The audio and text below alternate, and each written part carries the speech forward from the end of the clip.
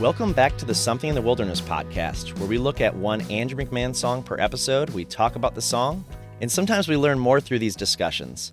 I think this episode is going to be pretty special, though. We have a guest that is not only an author of a recently released book, but she's also a survivor of brain cancer and an advocate for others going through cancer diagnosis and treatment. Her book was released this past spring, which incorporates stories from her life to inspire us to live our best lives. And each chapter focuses on one of Andrew's songs, which I think is super cool.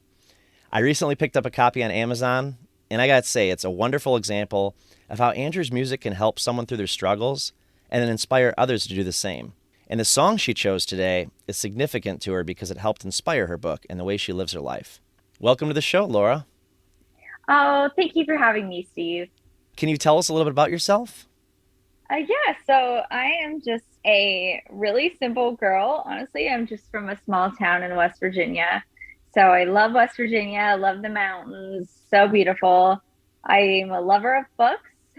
I have a bachelor's in communications and a master's in leadership management. And funny thing, I used to be a Parks and Recreation assistant director. So if you've ever watched it, have you ever seen the show Parks and Rec?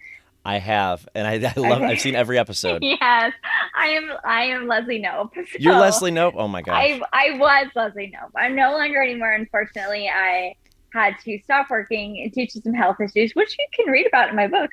I talk about this issue, which happened to me in my book, which is such a struggle for people to finally accept where they are in life and accept the disabilities that they have. But I finally accepted it and got myself on disability, which was truly a blessing. So that is where I am. I had brain cancer when I was 20, like you said, and it completely changed my perspective on life and everything in it and led to this book. Wow. Oh, can you tell us a little bit more about your book then? Yeah, it was actually a couple years ago. I woke up literally in the middle of the night. It was in late December, and I just woke up and I thought I need to write a book. I knew exactly what the plot line was. I knew everything. I mean, with my brain, the way it is from having these several deficits, both mentally and cognitively, since my tumor. And so I had no idea. I've always wanted to write a book, but I never knew how I would do it. And especially after having these deficits, I was like, there's no way my brain could keep it all together. And I just knew it all instantly. So I just sat down one day, and I was actually dating this guy at the time, and I was in Morgantown, West Virginia. So go Mountaineers. But I was in Morgantown, West Virginia, and we were at a USA Gymnastics gym. He's a gymnastics coach. Well, we're not dating anymore, but you'll find that out in the book. But he was coaching his team, and I was sitting in the office, and I wrote the first chapter. I actually typed the outline, and it became the first chapter. So 27 days later, the book was written. It's called Luceat Lux Vestra, which means let your light shine in Latin. I mean, I know I sound like I'm very biased towards it because I wrote it, but it actually, it truly is, it's a book for everyone. It deals with addiction, domestic violence, spiritualism, mental health issues. I mean, anything you could imagine is in this book. So it's a book, truly a kind of like a self-discovery, self-help book for anyone's. I am really in tune with my spirituality. So I have a lot of spiritual gifts myself that you'll learn about in the book as well. So I followed this feeling, and I was also another time driving to Morgantown, and I just put on a playlist because you get no service. I live in the middle of nowhere. And so the drive to Morgantown is a windy country back West Virginia Through the road. mountains, right? Yeah, it's through the mountains to Morgantown. And so there's no service. My Apple Music doesn't work on the way there. So I turned on music that was already downloaded to my phone, and it was an Andrew McMahon playlist. And so everything from Something Corporate to Jack Milliken to Andrew McMahon, it was all of his stuff. And I was just listening on my way to Morgantown, and another thought just hit me. I thought I need to have each of these chapters correlate with one of Andrew's songs, because Andrew has just been such a huge part of my life. I love that idea. And actually, that really jumped out at me when I saw that. I was like, oh my gosh, I have to get this book. I have to read it, and I have to talk to this person. That That is I was so hoping cool. you would. I was like, Yeah. oh my goodness. He writes. I've listened to his podcast. He does a podcast Banjo song. Maybe he'll put me on his podcast. Yeah, yeah, it's such a great. Like I told you when we started chatting back and forth, it's such a great fit. It really is because I do a song per episode, and you did a song per chapter. And I just want to Yes, touch back to a point you made earlier. Like you wrote this whole book in 27 days. I did. Yeah, I just sat down and my goal was I started writing it in January of Hmm. I forget what year, but I started writing it in January and my goal was to have it done by October. And I actually again had it done 27 days later and I couldn't believe and when I typed each chapter and then I sent it to my aunt Ellen. I sent it to her, and then she would read the chapter and say, Hmm. "Yeah, that's great," or "Yeah." Well, she never said no, that was bad. She always just said, "Yeah, that's great." So I was like, "Oh, I don't know if it's really good or not." So then after it was all done, I read it in like one cohesive thing and I was just like, oh my gosh, this actually makes sense. Like I was Hmm. afraid I would like write a chapter and then like it would not blend to the next one. It would not Yeah. blend, but it all actually blended together and each chapter teaches a lesson that coincides with one of Andrew's songs. So that is just the coolest part of it was that I could incorporate Andrew in the music or his Yes. music in the book. So, I love that theme. I love how you start off each chapter with a quote from one of his songs, and then you talk about how your story in that chapter relates to that song.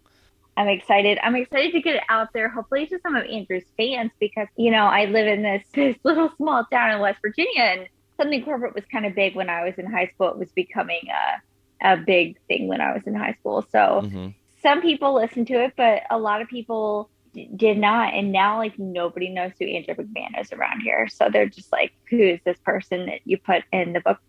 And it's nice also to know that to meet other fans too, which you may not have as much of a way to do, an option to do, like those of us who live near the cities where he tours.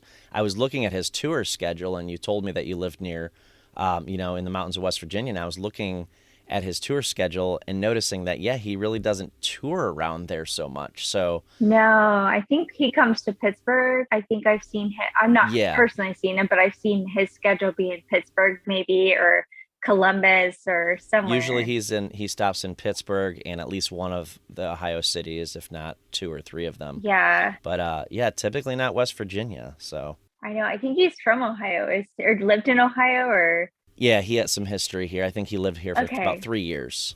Yeah, I Yeah. thought he was pretty big in Ohio from his song Yeah. Ohio. Yeah. I was like, Yep. oh, Yep.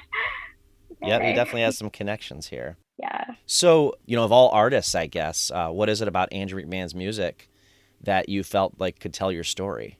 I grew up was really close with my brother, and we live in a town that's kind of we don't see a lot of outsiders. Hmm. So, it was just me and my brother, and we had this friend. His name was Josh, and he listened to punk rock music. And so when I was in sixth grade, I got into punk rock music, and that's what I've listened to my whole life. And Josh would find us songs and artists, and he would tell us about them. And then my brother and I would go home on my dad's computer. My parents are divorced, so my mom didn't have a computer. My dad did, and so we would hook up to his dial up with the cord, and then we would go download all the music Josh told us about on like illegal download thing like LimeWire or WinMX or something. Oh, I remember those days. Yes. Oh, yes. And on dial up, that must have taken a while for an MP3. Oh, it did. It took so long. We would just do it, and we always did it when my dad went to sleep because didn't my dad didn't like that kind of music, so he was like kind of against us listening to it, but that's where I got started. And Hmm. one day Josh was like, it was around 2002, I was like 12 years old. Josh was like, "Hey, you guys need to check out this song." And it was actually Hurricane from Something Corporate. Yep. And I just fell in love with it. And ever since, just that was it for me. I was hooked, and Leaving Through the Window was really one of my first albums. Actually, it wasn't my first album I ever had. Like Hanson. Remember Hanson? I Did you ever do. listen to Mbop? I'm still familiar with Hanson to this day, actually. Yeah. Oh my gosh, really? Hanson is actually still a relevant band. They're still making music. And it's not bad music. I mean, it's like, No. no, Hanson was my first Middle of Nowhere, their very first album. That was the very first album I ever received. And then Leaving Through the Window, I got that, a few years later. And that was just, it was probably the first one I ever bought myself. And I Okay. really just loved it. And I've always listened to Andrew he's helped me through my tears. He's helped me through my laughs. I mean, Andrew McMahon has been there with me through every single possible part of my life. And I'm sure so many people can relate to that. Oh, absolutely. Absolutely. Yeah. Every project he's ever worked on has been a part of my life. So that's why I put him in the book. Absolutely love it. Well, the focus of our episode today is on one specific song, and it happens, of course, to be the focus of one of the chapters of your book. And I would say that this is a song that the fan community's embraced as an inspirational anthem. I've seen posters and T-shirts and even plenty of tattoos out there quoting this song. And many have claimed it as an essential track in their life soundtrack. I think throughout all of our personal struggles, the theme that carries through this song is this idea that even when we feel like we're drowning, we need to work hard to try to make it through, right? Oh my gosh, yes. I think I say that exact thing in the book. Yep. And I'm sorry if I'm already quoting your book. I did read the chapter. Okay. But the key is we have to swim. So the name of the song that we're talking about today is Swim. It's by Jack's Mannequin. It was track 3 on The Glass Passenger, which was released on September 30th, 2008. Swim was also released as the first track on the In Valleys EP 3 weeks before the full album was on September 9th of that year. And a live version of the song can be found on the Live at the El Rey Theater DVD and CD. And then there's an alternate version of it also featured on the Dear Jack EP, which we'll come back to that version a little bit later. And then Swim also eventually saw release as a single the following year in June 2009. Laura, do you remember when you first heard this song in particular? I do. Yeah, actually. I was at the Cleveland Clinic getting cancer treatment, and I was in the wrong. I had never heard Swim of all. I've listened to all Andrew's music, and I had never heard Swim. And I was in the Ronald McDonald House at the Cleveland Clinic, which is an amazing organization. And I was there, and my friend who was about the same age as me, and she had a different diagnosis. She didn't have cancer. She had a disorder called RSD, which affects your nerve endings in your body and your brain's perception to them. So she had trouble walking. So she was going to physical therapy. So she was there for I was there at the Ronald McDonald House initially for 3 months. And she was there in Cleveland close to the same time. And she saw me listening to one of Andrew's songs, and she said, "Oh, hey, have you heard Swim?" And I said, "What? No." And so she played it, and then she played Swim, which got me listening into kind of the Dear Jack documentary and that whole thing. I had just been so caught up with my sickness and everything that had gone on with me that I didn't realize all these things had happened to Andrew as well. And it was an amazing time. Wow. The timing was just right for you to hear that song. I was wondering if you had heard it before you were sick and it changed meanings for you, but it sounds like the time of your life that you were sick and having treatment was the exact time that you heard that, and that's what a coincidence for that. I know it was come so together. Crazy. So I don't believe in coincidences. There's a reason for it. So it just definitely happened for a reason. So it was a beautiful thing. The exact right time for you, didn't it? It did. It was sent to me. Yes, it was beautiful. Well, it sounds like it has some really special meaning to you. Well, we've talked here on the show about how The Glass Passenger is a pretty diverse album of songs. Jim Wirt produced the album, and Andrew wrote all the songs, and he actually helped produce them. So it was a little bit of a different sound from everything in transit. On the track, Andrew plays the piano, keyboards, and the Hammond B3 organ. Bobby Raw Anderson plays guitar. Jonathan Sullivan plays the bass. Jay McMillan plays the drums, and CJ Erickson did some programming. This single actually, and it may have been after you heard it or right around the same time, this single actually peaked at number 36 in the adult alternative chart, which is actually pretty impressive. That chart's also known as the Adult Top 40 chart in 2009. I don't know how, it makes me wonder how artists feel about that, like to be on the adult top 40 as opposed to just right? regular top 40. But regular top 40, the adult top 40. Yeah, but I thought that was kind of funny when I read it. But like, it's still super impressive, like number Oh, it 36 in is. the nation. So it must have been a pretty popular song. Like, I definitely heard the song when it came out, but I don't remember like knowing that a lot of other people knew it. I kind of felt like Jack's Mannequin was my thing. Yeah, no, I feel like that too. I feel like all of Andrew's music, I feel like it's mine. Especially Everything in Transit. That was probably my favorite Andrew album. Oh yeah, I think that's pretty widely accepted among the fan base Yes, that that's yes. the go-to album. So the Glass Passenger definitely had some great ones on there as well. Oh, yes. Well, a little bit of live history. So this song's been played in concert 440 times total, according to Setlist FM. So Wow. yeah, that's a lot actually. To give you some perspective, I've only talked about two songs on this podcast that have been played more times than that. Oh, really? Yeah, and both of those other songs are off of Everything in Transit. So which he tends to have played more than most other things because he does the reunion tour every Mm-hmm. 5 years and plays that album and whatnot, but all the way through for a whole tour. So yeah, Everything in Transit tends to get played more, I think, overall. But this is the third most played song that I've researched for the podcast anyway. Maybe there's another one out there that I'm missing. Yeah, so 440 times total. 153 of them were with Jack's Mannequin, 223 with The Wilderness, and then 64 times solo. So quite a few. Wow. I was fortunate enough to see this song performed twice on the Rock Boat last November when I was Oh my on. gosh.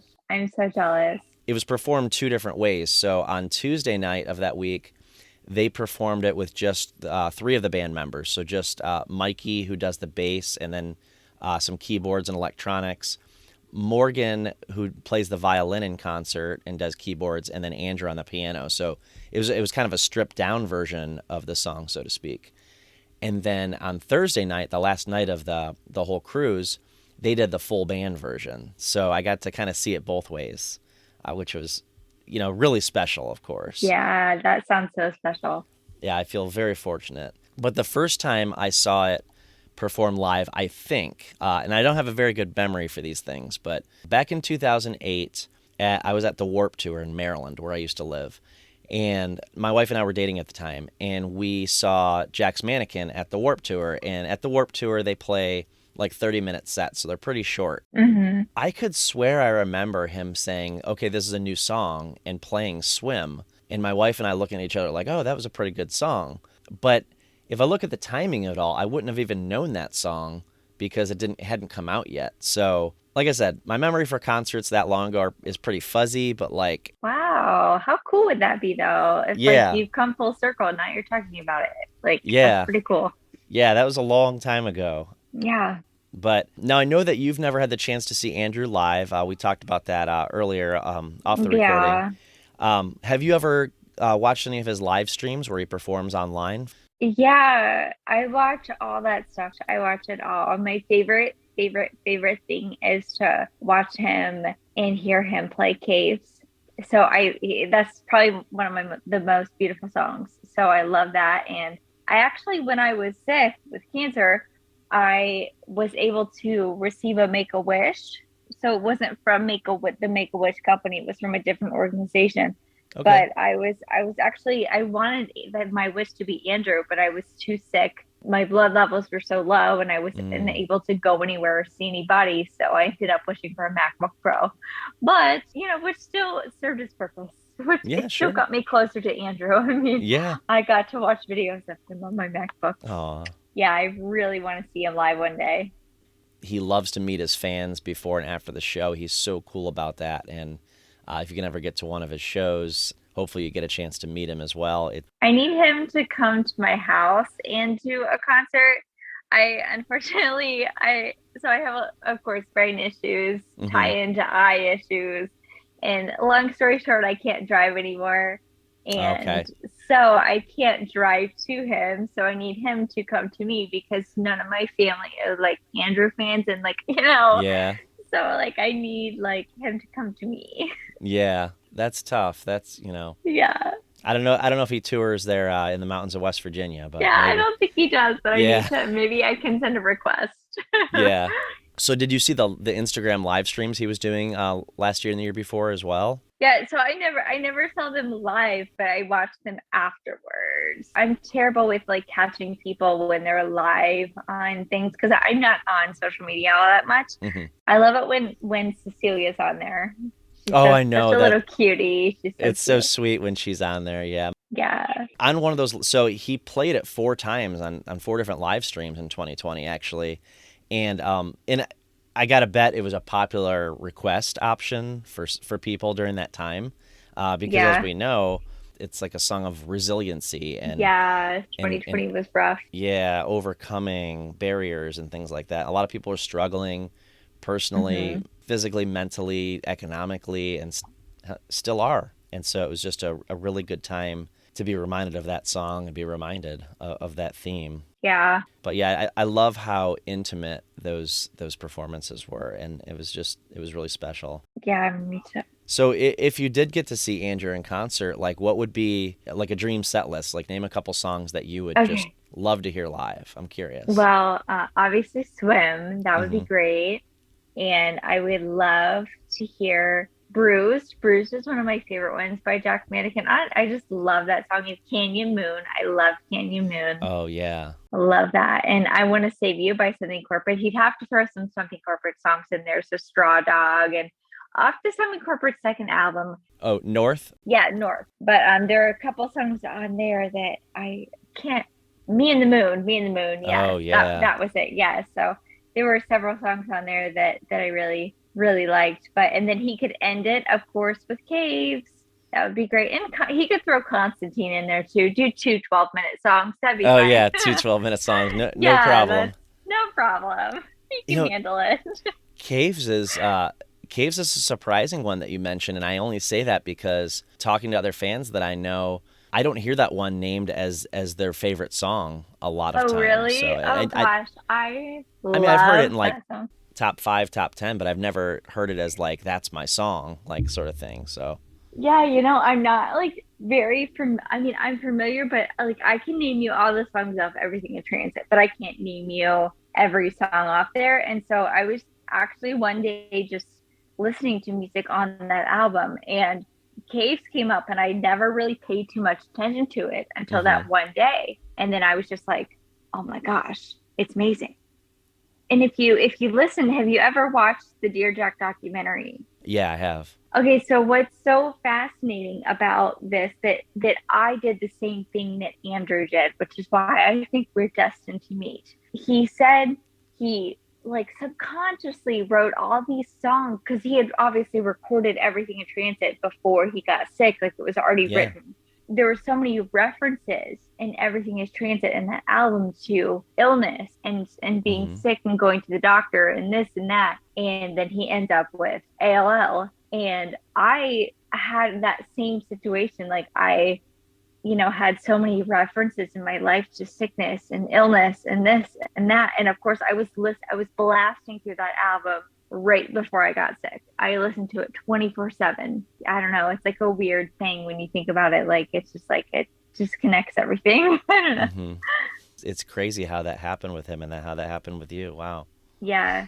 Andrew wrote Swim actually a couple years after he was diagnosed. Hmm. And he said in interviews that he was going through post traumatic stress after having been sick. And as he put it, all the rebellion that goes along with being a young cancer survivor. Oh yeah. He was feeling depressed. He was in a desperate state. And he tells the story of how he started writing the song. One night up late, he wrote out some lyrics and didn't really remember what he wrote by the next morning. And he woke up and reached over and he saw he had written the word swim. And that was the moment he decided that he had to get better. He had to come out of his funk. And that's how Yeah. he started to write this song. I think I remember that. I remember he said that in an interview, I think, didn't he? Was Yeah. that an interview? Yeah, he Yeah, and did. I watched that interview. I think I cried so much because there's something just so special about like finding somebody who's going through this, who understands what you've gone through. And I went Hmm. through that same phase that he went through the PTSD. I still have some PTSD issues and kind of recovering as a young adult after because having cancer as a young adult is so different than having it as an adult or having it as a child. And there's really no support for you. And you go through that rebellious stage where you just want to kind of live out all the life you lost. And so it was just really, really emotional watching that interview. Mm. I wonder if it was in Dear Jack, actually, now that I'm thinking It about might it. have been in Dear Jack as well, but I know I watched it recently, like within the past 12 months or so. Well, he stated that, it pulled him out of that dark place, and that he hopes that the song inspires others as well. When I was reading that recently, after we'd initially talked, and then I read that chapter of your book, I actually thought of you and how you kind of said the same thing in your chapter about how, you were in a dark place, but you kind of focused more on that coming out of it and inspiring yourself and inspiring others to try to get to that other side. Yeah. Can you tell us can you talk more about what that time of your life was like? Yes, it was a very very dark place. I was 20 and I was Mm-hmm. fine and everything was great and I was living the best life. I was in college, I was an RA, I had a boyfriend who I was in love with and everything was perfect. And I was a runner. I ran all the time. I was a runner, like not just like I ran around, like I ran. And so, Yeah. I did all kinds of things. My life was just so awesome. I had everything I could ever want. And then in about January, I was really dizzy and unbalanced and I was kind of falling all the time. And I thought, this is strange. This was in January Mm-hmm. of 2011. And I'd been doing it for maybe 6 months prior to that, but it wasn't to that extent. Then I started noticing many, many other things that were happening to me. And so I finally, after several doctor's visits, got to an MRI and they told me, my doctor called me, like 15 minutes later and he was like, put me on speakerphone with your mom. And I was like, this is strange. And he told me I had a brain tumor. I remember my mom just sobbed. We were in the middle of Perkins. I don't know if you know what Perkins is. It's just like Yeah, the restaurant. yeah, the restaurant. Yeah, I didn't know if they had those like other places. Yeah, they have them in Ohio. Okay. So we were in the middle of Perkins and my mom's just like sobbing. We walk outside and she's calling my stepdad. She's crying. And I remember I just walked to the other side of the parking lot and I just stopped and I just said a quick prayer and I said, thank you. I said, thank you so much for this tumor. Thank you for allowing me to actually, I was just so grateful that it was something. I thought that it was all just like in my head, or it was like early onset Parkinson's or something that couldn't be fixed. But I was Mm-hmm. like, a brain tumor, I was like, that can be removed and everything will be fine. So I was just like, thank goodness. And little did I know that was not the case. I mean, they removed the tumor, yes. And then I go through radiation and chemo, and those were just nightmares. And it was just such a rough Mm. time. And that's when I became into Dear Jack and the documentary. And I just stayed up one night and I watched the whole thing and I just sobbed the whole time because I was just Yeah, I realized, bet. oh my gosh, I just been so busy. I was so sick. And so then I kind of went on with my life after that because with cancer, especially as a young adult, it's the second you finish your last chemo, they boot you out the door, just like kind of Andrew talked about it in Dear Jack with young adults, which is why he developed Dear Jack and actually helps with long-term recovery from cancer. But they just say, okay, good luck, see you later, you're fine. And you just are expected to jump back into Mm-hmm. society like a human, even though you've just went through all of this trauma that completely changed your life. Like Mm-hmm. every part of me that was where it was before I had cancer was gone. The split second that surgeon cut open my brain.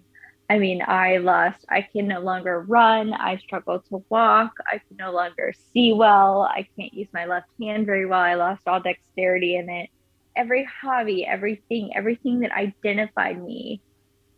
identified with, I guess I should say, was Mm-hmm. gone when I had surgery with the split cut of that surgeon's scalpel. So I talk about in the book, one thing I talk about is that you should never take anything for granted. You should never label yourself or identify yourself. Like I used to say I was a runner. No, I wasn't a runner. I was a girl who ran.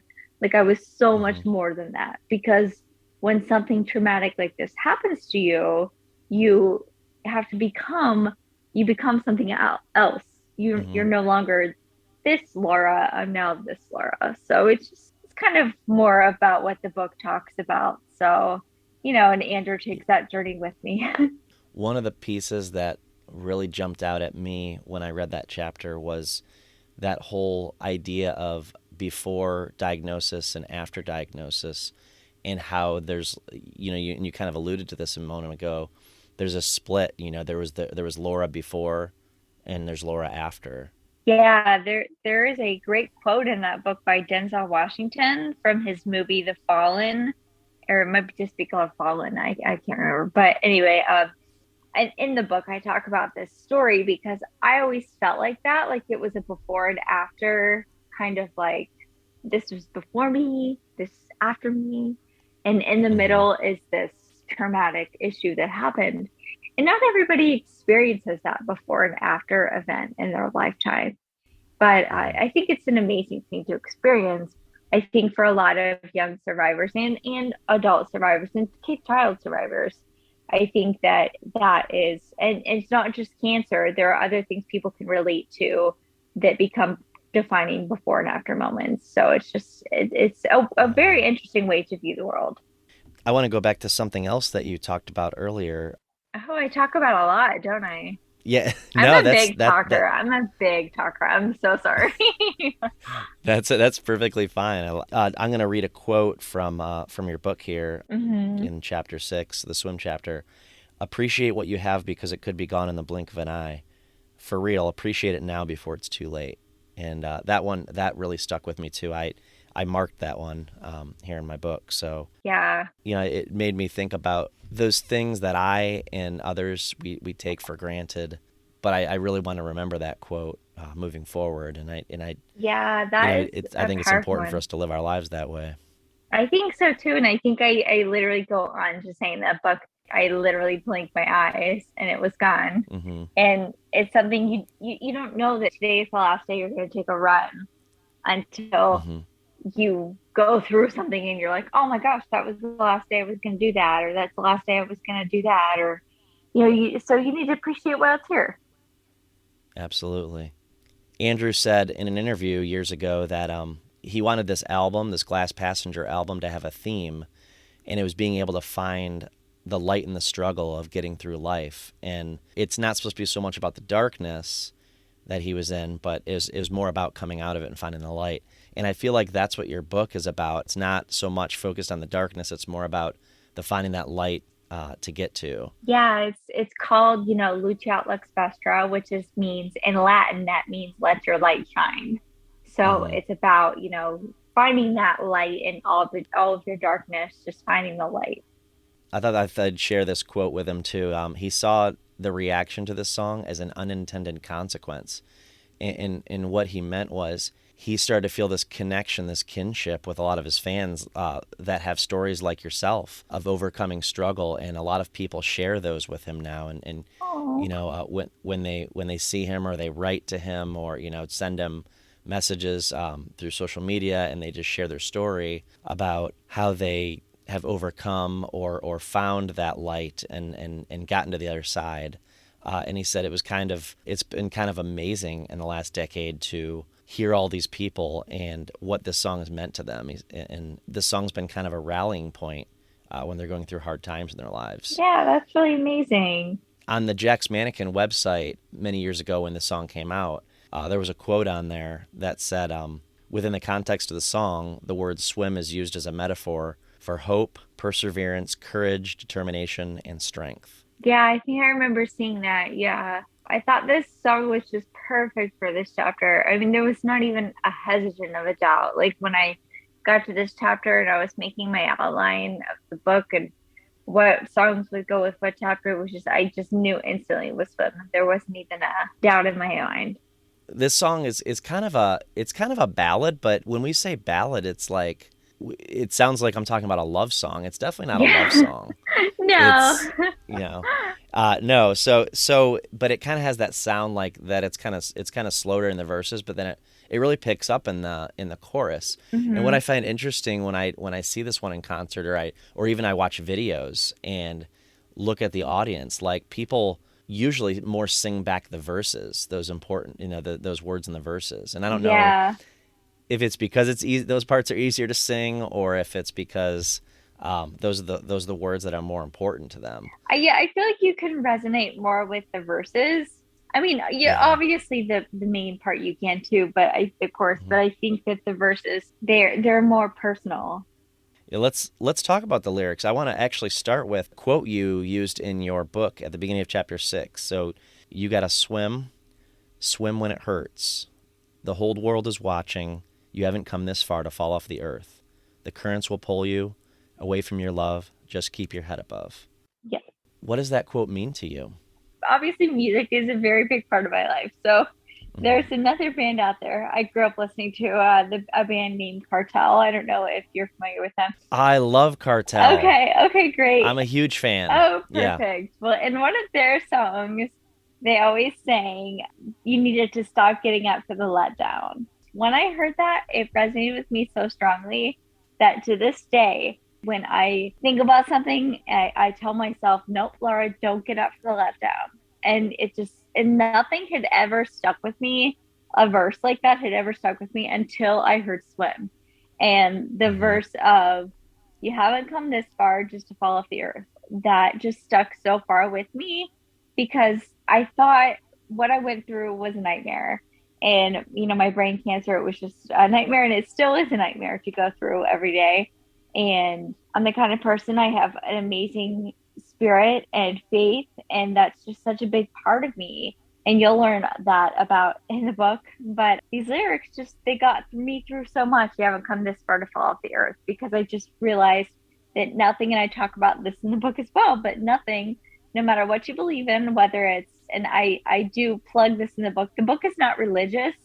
Hmm. But it is spiritual. The book is not targeted to a specific audience. So, whether it's source energy or God or Buddha or Yahweh or Krishna, whatever you believe in, I always just think Hmm. that particular entity will not take you so far through everything just to drop you off the face of the earth.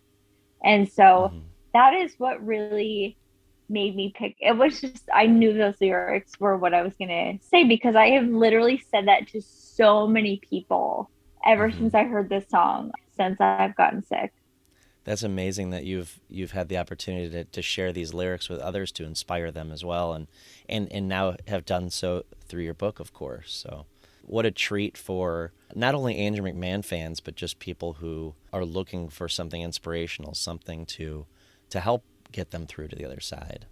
Well, thank you for saying that. I appreciate it. And I also wanted to point out the opening lines of the song, which are similar, but just a slightly different take on those lyrics.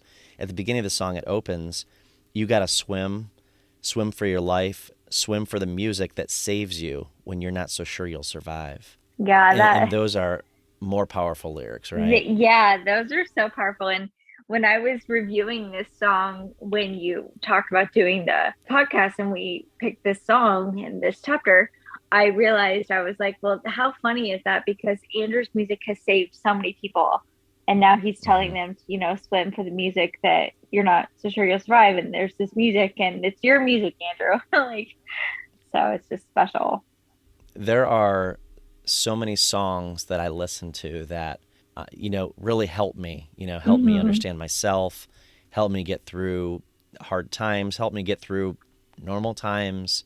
I love that it says, swim for the music that saves you. And I love that when you're not so sure you'll survive, because even if it's not, in some cases a matter of life or death, it still can be traumatic, Yeah, and yeah, you feel like you're hanging over a ledge and you need to be saved.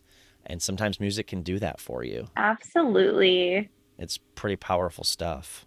Besides the ones we've mentioned, do you have any other favorite lines of the song? My big favorite lines of the song would be those ones.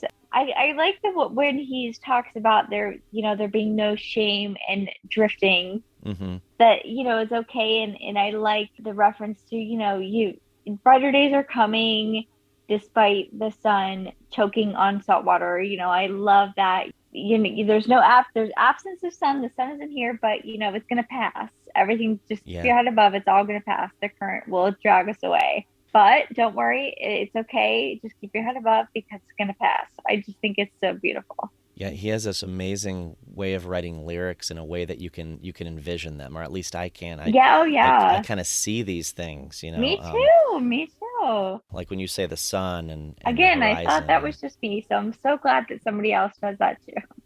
the salt water. Like when you were saying that, I Yeah. could envision all that. There's one line that we haven't touched on that I really like, and it's one of my favorites. Don't let yourself sink. Just find the horizon, and that's something that you mentioned too.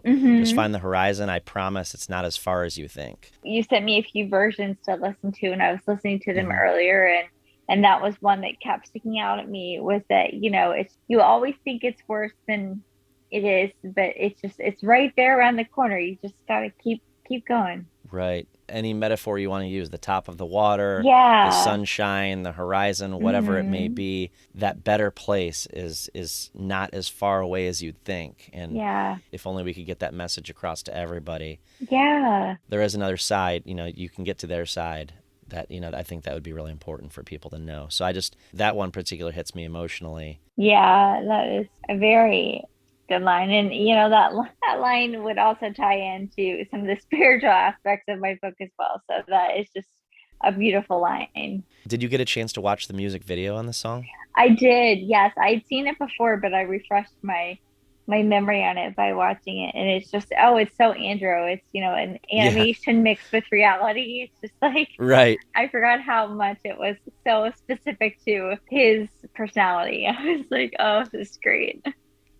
I like that you said that. I agree with that. It's like you get the band shots, the shots of Andrew playing the piano, but also every other band member, Yeah. Jonathan Sullivan, Bobby Anderson, and Jay McMillan, interspersed with, like you said, animations, different artwork, and it's pretty unique stuff too. But I think it's all visually representing either the word swim or just kind of overcoming. Yeah. There's a visual of like a little guy running up the stairs or like Hmm. running up a clock, like trying to make Yeah. his way up to the top of the clock. And then there's it makes it even a little bit more personal with the there's people standing in a line and they all have Yeah, they're all like holding signs. signs that say swim or whatever Yeah. artwork that it looks like that they made the artwork. So I thought it was a pretty neat video.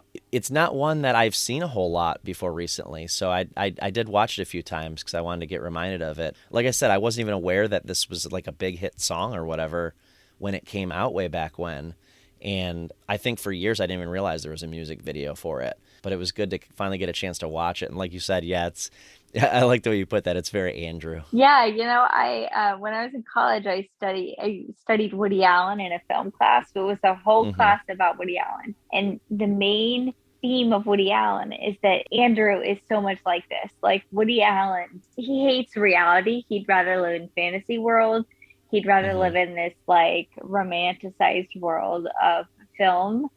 And so like all of his characters, like there's even one movie, The Purple Rose of Cairo, I think is the name of it, where the characters in the movie come out into, they jump through the screen into the earth world, the real world, and they're like, oh, this is like, so Woody Allen is constantly conflicted between reality and fantasy. And I feel like that is Andrew. If you listen to his music and you kind of watch his videos and you kind of study his life and everything, you realize, oh, this guy is someone who would rather live in this world that he's created rather than the Hmm. world of real life. And I think all of us have gone into that world with him. I could definitely see that in his Yeah. music and like living inside of his world that he's created through all of these stories he tells in his songs. Some of the stories are about his life, and some of the stories are fictional, and some of the stories are about other people's lives. But like we all like to visit that world as much as we can, It's right? like a little world. It's like for a select audience, like his Hmm. his fan base. Let's talk about some of those Okay. other versions. So, what did you think of the? Did you check out that music box version that's on the Dear Jack EP? I did check that out. I had never heard that before. Oh wow, that's pretty unique, huh? Yeah, it was interesting. That's the one with the little, like, the marimba type harp instead of the piano, correct? I don't know if it's a piano or a keyboard or a different Yeah, instrument, but it it's like sounds like a it sounds like a music does sound box. like a music box. I noticed it was very like harpy, like it's like you went to a keyboard and you changed the sound of the instrument. I liked his voice. I liked the tone of the song better, like the way he did the notes differently, but I missed the piano. I was like, oh The vocals were really raw. Like yeah. he sings it so differently. It's almost like he did it in one take. Like Yeah. he just sang it Yeah. and they recorded it and they were like, "All right, we're using that." And that's not a knock against his voice. It's just like it was so real. It was like you were sitting in the room with him or something. That's what I like about all of these. Like you sent me a couple of different lives, which I'm sure you're going to talk about in a minute. Each song is sang a different way. Each version is different. Each time he sings it with his own passion of that moment. And we could say something similar for the that Bing Lounge version where he's just playing on a piano in front of an Mm-hmm. audience. It was just very intimate, right? I'm gonna post these in the show notes, so you'll get the Music Box version and the Instagram version we referenced earlier, and then this Bing Lounge version from I think it was around like 2011. That was excellent. If I got to choose hearing Andrew play that live and in person, that's the version I Yeah, want to me hear. too. I like that. Yeah. Very soulful, and it is pretty intimate feel to it, pretty emotional feel to it. Not to say that the full band or the other instruments get in the way or anything. It just makes it a different Yeah, song. my favorite is when he just does it plain. Here I go, plugging in another musical reference here. I used to not listen to Taylor Swift. I was not a Swifter, anti Taylor Swift. And then I heard her play just the piano and and I was like an instant lover. So, and like when Andrew plays just the piano, it like completely changes the song. I'm also going to post a version of another artist doing this song, Oh, actually. Sometimes I really? like to provide a cover. Yeah, I just actually found that earlier tonight, so I didn't get a chance to send that to you. But this one's cool in the way that, like, it's unique in the way that the guy who does it, it's just him and no piano, and it's just an acoustic guitar. Ooh. So it's definitely a different take on it. And you have to go into this. I'll warn anybody listening. You have to go into this. It's an artist called Wine and Warpaint, and I think he's really good. Like he does pop punk covers, and I'm sure anybody who's into pop punk music would like the music that he does. But you just got to go in knowing this is not Andrew. It's not. It's going to sound different from Andrew. It's not on a piano. It's on a guitar. But it's, in my opinion, equally intimate to the one that Andrew did just on piano. It's just a different guy singing it. I'll put that in the show Oh, notes as good. well. Then I'll watch it from there. Overall, where does Swim rank for you in the Andrew catalog? It's probably somewhere. I mean, I love it. It's an amazing song, but it's not on my top five. Yeah, that's fair. It's not on mine either. Well, as I said earlier, this song it's quite an anthem among the fan base, and I think fans have embraced it that Hmm. way. And the lyrics and the themes of the song are flexible enough to fit in any place where the listener might need the song at the time. And let's face it, lately a lot of us have needed it a Yeah. lot. I think Andrew accomplished his goal though about writing a song about his struggle through the most challenging time of his life, but making it universal enough so that it can hold meaning for all of us. Definitely.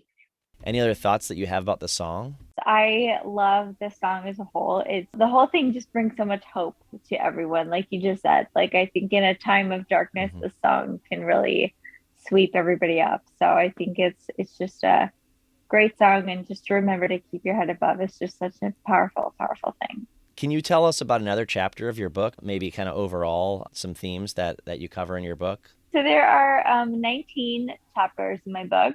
Each Hmm. one represents a specific relationship in my life.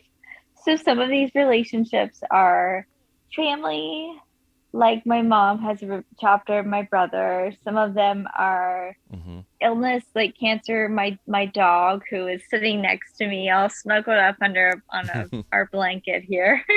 Thank gosh she hasn't. I'm uh, so surprised she hasn't barked through this podcast. But she has been out cold.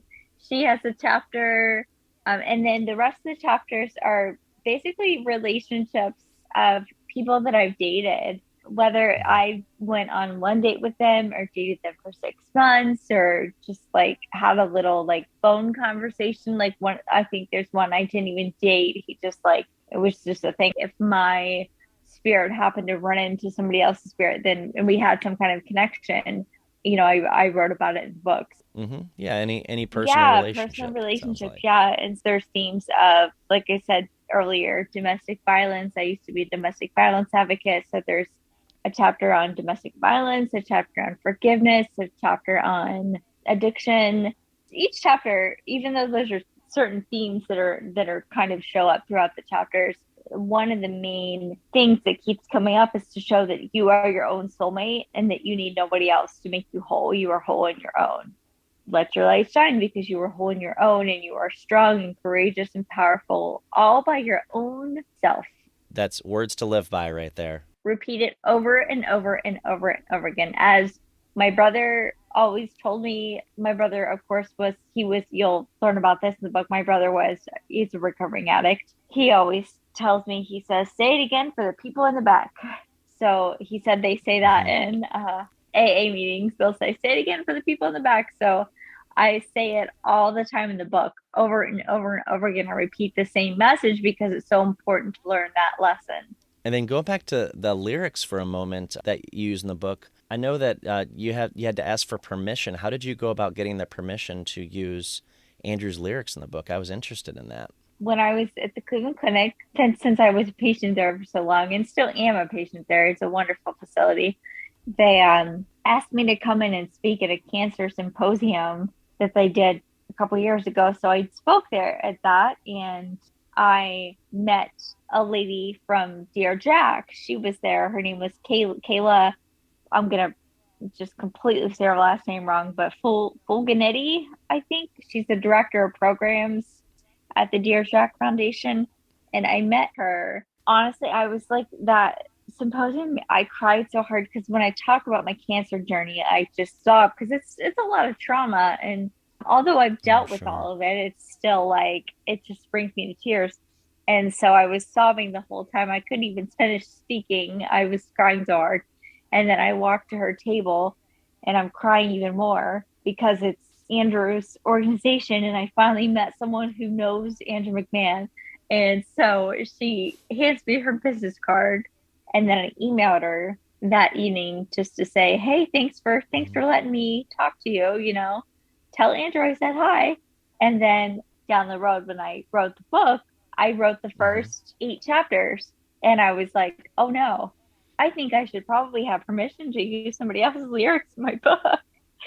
Like, if I'm going to publish it, I probably should do that with somebody's permission. So I sent her an email and told her what I was doing and asked if she could get Andrew's permission. And she said she would send a message to him. And by the time I heard back from her, I had already finished the book. So I was like, oh gosh, I hope he says yes, because if not, then I just wrote this book for nothing. And he actually said it was fine. So that's how I got permission. Oh, that's great. Yes, that was an interesting little thing. And I have like 2 little fun facts about the book for you. I'd love to hear them. So every character in the book, if you're not familiar with The Office, you won't pick this up. And even if you are familiar, you're going to have to like do some deep diving here.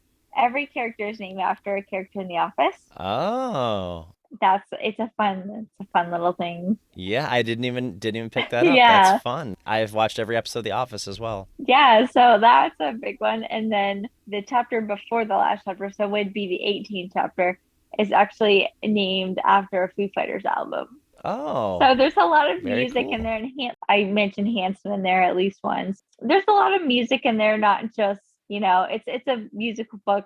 It's basically for Andrew, but also music in general. But I wrote it basically an ode to Andrew. So. I definitely would have picked up the Foo Fighters reference by the time I got to chapter 18. Yes. Now that I'm looking at the name for sure. But I didn't notice that until you said that. Those are fun facts. I love it. I love fun facts. Yes. Well, thank you for everyone who continues to listen to the show. Feel free to rate the show on Apple or Spotify so more people can find it. And I want to, of course, thank Laura for joining me. This was so much fun. Thank you, Laura. Oh, thank you for having me. And I just want to say some form of proceeds from each book sold will go to the Dear Jack Foundations. Excellent. Another reason to buy it. Exactly. That's another reason to buy. So it's amazing. Very cool. So thank you. Well, my hope is that other people will hear your story and read your book and become inspired to embrace themselves and continue to live their lives with meaning. That's one of the themes of your book. So anybody who wants to order a copy, I will have the link in the show notes, of course, and you can find the link there to order your copy. Oh, we didn't talk about the artwork. So the front cover, so two quick things. The front cover is, so if anybody shops at AM Chalk or follows them on Instagram, it's another Andrew organization. They sell a lot of things where the proceeds go to Dear Jack. And an artist who designs some of their coffee cups and stuff, her name is Stephanie Ensalaco. I'm going to pronounce that wrong too. She is wonderful, and Stephanie let me use the artwork off of one of her coffee cups. Andrew's face is on the cover of the book, and then it's a picture I took in Half Moon Cay, which is an island owned by Carnival Cruise Lines.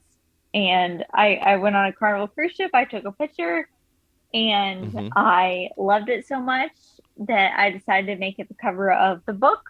And I needed something else on it, and I messaged Stephanie in Sulaco, and I asked her if I could put her picture of Andrew's face from the coffee cup on the book. So the picture of Andrew's face is on kind of like the ramp leading up to, it's a lifeguard stand actually, is what that image is.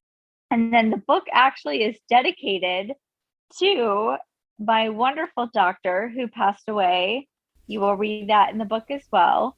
She is Dr. Tanya T. She was an amazing oncologist at the Cleveland Clinic. She was actually like I think a neuropediatric oncologist. And I mean, she was a genius. So she was an amazing doctor. So the book is dedicated to her. And some copies will hopefully go to the Cleveland Clinic to go to cancer patients, young adult cancer patients who are struggling. They will get a copy of the book as well. Oh, that's awesome. What a nice thing that you're doing. Yes. Thank you so much, Steve. I appreciate it. Thank you, Laura, for coming on, for taking time out and being a part of this. I think this was really special to be able to talk about your book and talk about this song and the context of your book. Well, I appreciate you doing this podcast. It's a wonderful podcast. So thank you. And if you hear from Andrew, let him know that there's a book for him. Well, everybody listening out there, remember to swim. Don't let yourself sink. Just find the horizon. I promise you it's not as far as you think.